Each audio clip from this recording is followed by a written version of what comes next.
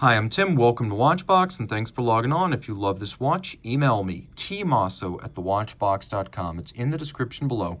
Your purchase and pricing email question line for buying this or any watch you see on any Watchbox platform. Please reach out to me directly. Email tmosso@thewatchbox.com for pricing. Today, we are discussing the return of a famous name to the Zenith catalog.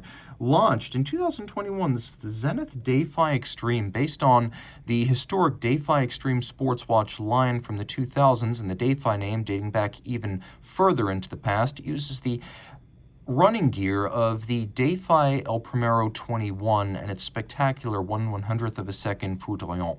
So it is a 45mm watch in a combination of blackened titanium and rose gold. It's 15.5mm thick. From lug tip to lug tip, the case is 50.9mm, and if we include this outer link on each side, the total distance across the wrist is 55mm. The watch wears surprisingly well for something so large.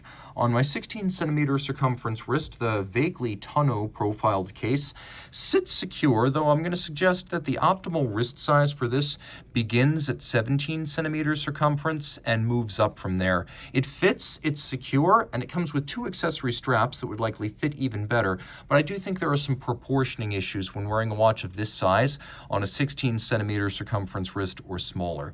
Now, take a quick look versus the cuff. It should slide underneath the jacket cuff, if not the tightest of dress sleeves.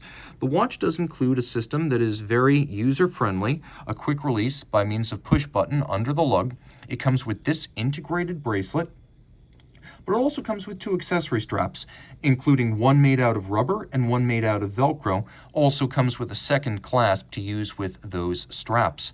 Now, of course, this is a integrated bracelet sports watch in the modern paradigm, but it does look and feel like a Zenith in many regards. That said, it respects the standards and conventions of its class, with the lug integrated into the case, integrated into the taper of the bracelet. There's a little bevel that runs along the shoulder of the individual links. You can see that the links themselves are not all on the same plane, which adds an unusual three-dimensional profile to them. We have removable links fixed in place by screws. That's a wonderful upscale way to build a luxury watch. They should all be that way. Sadly, not all luxury watches are, but Zenith's doing things the right way. We have a Zenith logo and marquee on the buckle. It is a twin trigger release rolling around the case. You can see we have titanium crown and chronograph pushers, and then we have garnishing in a lovely rose gold, all of high polish.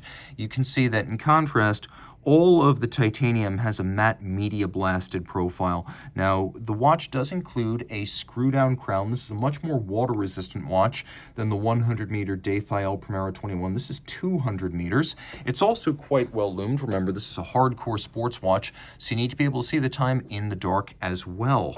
The timepiece includes a dial that is open and spectacular.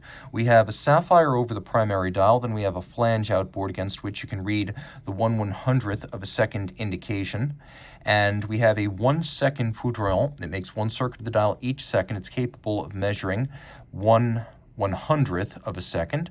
The El Primero, traditionally beating away at 10 beats per second, has an escapement that works at 5 hertz. This is a secondary escapement. You can see we have two of them located separately. This is a 50 hertz escapement, so 360,000 vibrations per hour rather than the El Primero's traditional 36,000 vibrations per hour. We have a second sapphire on which things like the name and some of the scales are printed. That hangs just above the movement itself, and you can see various elements of the movement gilded in rose gold. We have applique rose gold gilded hands as well as indices here, and then we have a power reserve indicator at the top of the dial that is not quite what it seems.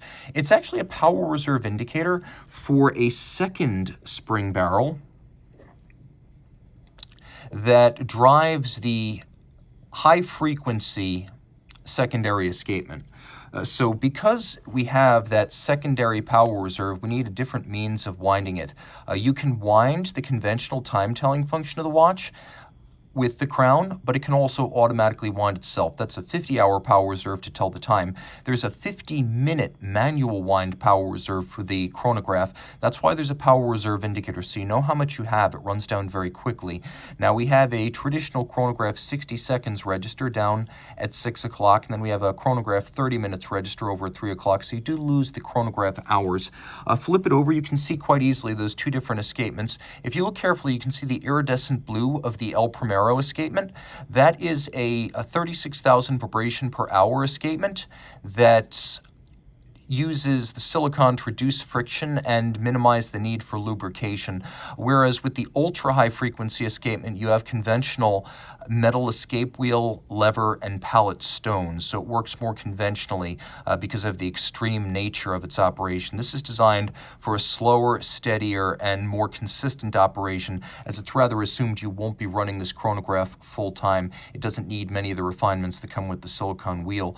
Also important to note the fact that the watch does have a feature traditionally not included on El Primero movements, which is the hacking seconds function.